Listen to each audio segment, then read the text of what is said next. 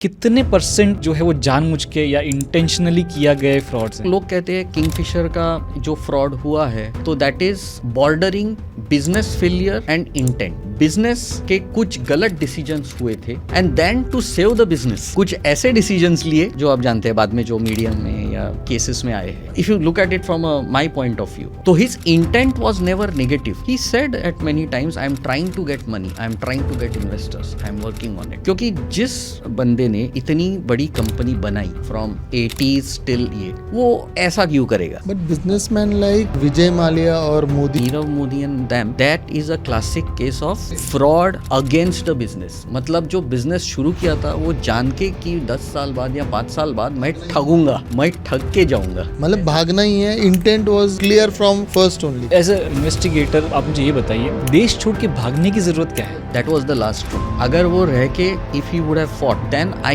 think he would have got to fair extent a benefit of doubt. The moment he ran away, तो आप चोर सिद्ध हो जाते हो ना। तो वो वैसे ही हो गया। That is the reason why even today, how much he tries to convince the people of India, people won't accept it. और वो पैसे जो भारत के गए हैं बाहर, या एग्जैक्टली पैसे क्या हुए हैं? If you ask me, lot of money has come back. Asset recovery at a government to government level जो भी है वो हुई है। If you see, I think in the parliament में भी इसमें किसी ने सवाल उठाया था कि इतने पैसे कितने आए, तो उन्होंने जवाब दिया था we have recovered at least for PSU bank, Kingfisher का कुछ पैसा रिकवर हुआ है। उनके जो वहाँ की जो एसेट्स बनाए थे वो भी रिकवर आए हैं। मैंने एक आर्टिकल ऐसा भी पढ़ा था उस टाइम पे कि one of mister Mallya's property was in France, वो भी रिकवर हो गई है। So all this have come back.